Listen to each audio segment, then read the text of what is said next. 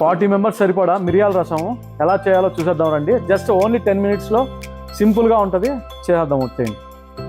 ఒక 25 గ్రాములు ఆవాలు, 20 గ్రాములు జీలకర్ర అండి. ఇది దాల్ అండి. దాల్ వచ్చేసి 300 గ్రామ్స్ రాదాలు, దంచి పెట్టుకున్న మిరియాల పొడి, దంచి పెట్టుకున్న జీలకర్ర పొడి, కొత్తిమీర, ఎండుమిరపకాయలు, రాళ్ళుప్పు, కరివేపాకు, పసుపు, ఇంగువ, చింతపండు గొజ్జండి. 30 ml ఆయిల్ పోసేసుకుందామండి.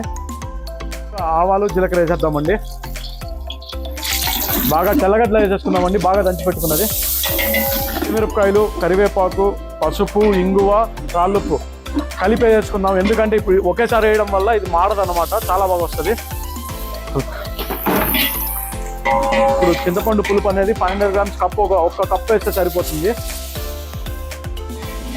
అనేది బాగా బాయిల్ అవుతుంది చూడండి. ఇలాంటి టైంలో మనం పప్పు అనేది వేసుకోవాలి.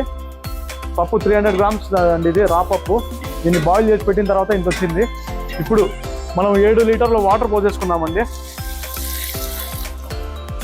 ఇందులోకి బాగా దంచి పెట్టుకున్న మిరియాల పొడి, జీలకర్ర పొడి, కొత్తిమీర కలిపింది వేసుకుందామండి. మిరియాలు వచ్చేసి దాదాపు మనకి 50 గ్రామ్స్ ప్యాకెట్ అండి ఇది. జీలకర్ర వచ్చేసి 20 గ్రామ్స్ జీలకర్ర ఇది. ఇప్పుడు చూసుకోవచ్చు, మనము పొంగు అనేది వచ్చింది చూడండి. ఇలాంటి టైంలో మనము టేస్ట్ అనేది చూసుకోవాలి. ముందుగా చూసుకున్న తర్వాత మనము ఆఫ్ చేసుకోవడమే. అదిరిపోయిందండి, చాలా బాగుంది. ఇంకా మనం బంద్ చేసుకోవడమే. 40 మందికి రెడీ అండి.